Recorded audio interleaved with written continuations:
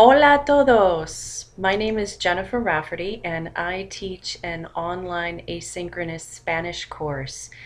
The activity that I'm going to describe to you today is a partner-based gap activity. It has three parts to it. There is a transcription, a writing component, and then a recording piece, which obviously tests their pronunciation.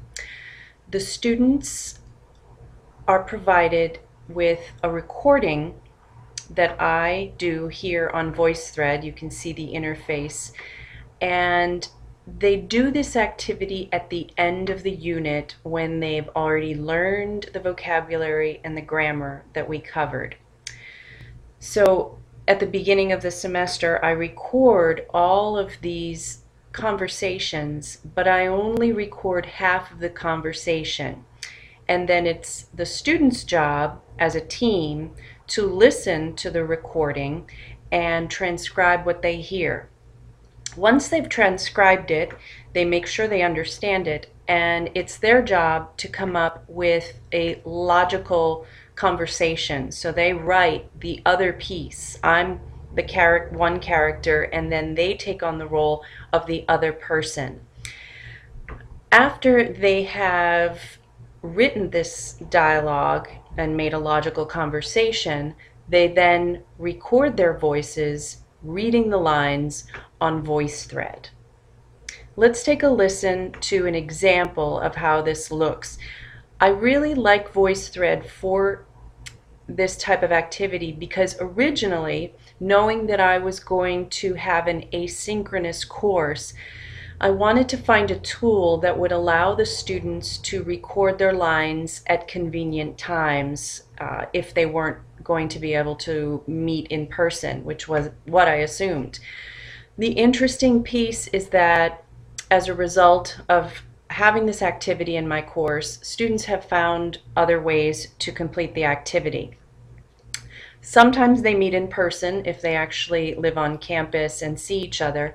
But the other way that students have completed this activity is by speaking over the cell phone and having one of the students on a cell phone, and then the other student is managing the record button on VoiceThread.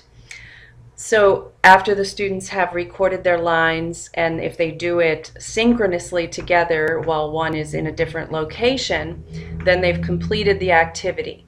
Now, if they do it in two different locations at different times, they need to reorder their lines so that they have a logical conversation.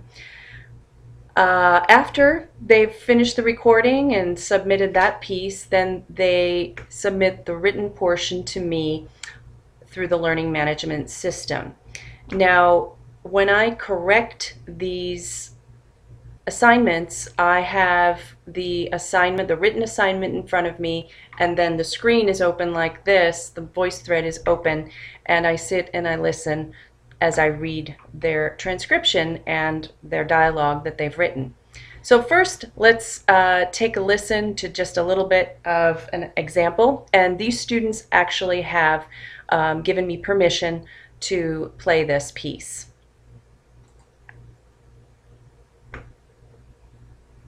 Somos de Colombia. ¿Y usted?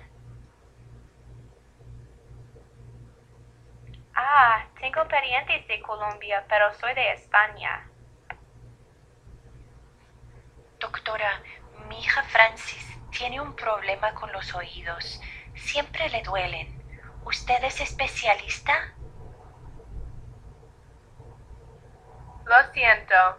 No, desafortunadamente. No soy especialista. Yo soy una médica generalista. Su hija tiene que ir a un otorrinolaringólogo. Es especialista para los oídos, la nariz y la garganta. So by now you've probably figured out that I teach Spanish for healthcare professionals, and in this particular lesson, the students were studying the body parts and the names of specialists, different medical professions. And we heard both students, that's why you have the icon that looks like an iron and then a die, and myself doing the recording. Let's take a look at the rubric that has gone through various iterations as I have made modifications to the activity over time. The students have 7 of these activities to complete over the course of a 14-week semester. I didn't have a transcription before. They were actually asked to create a dialogue with very prescribed information, and I felt like that lent itself to the possibility of using Google Translate more than I wanted them to use any sort of translator. So by providing a transcription, I really put the bar up a bit. So the evaluation that takes place here, the components of the rubric cover the transcription, the grammar, the vocabulary, making sure that they are utilizing the vocabulary that they've studied in the unit, and then their pronunciation. Now, the only areas where students can differ in their grade, because it is a team grade, is in the pronunciation and the audio quality. So if I see vast differences in the pronunciation and a student has issues, then their grade might differ. But the pieces that they will be graded the same on are the transcription and the grammar and the vocabulary. And I do deduct points if the audio is not good. I really make it a point to say to them that they need to have the proper technology so that they can do the recording and make sure that they listen to it before they submit it to me.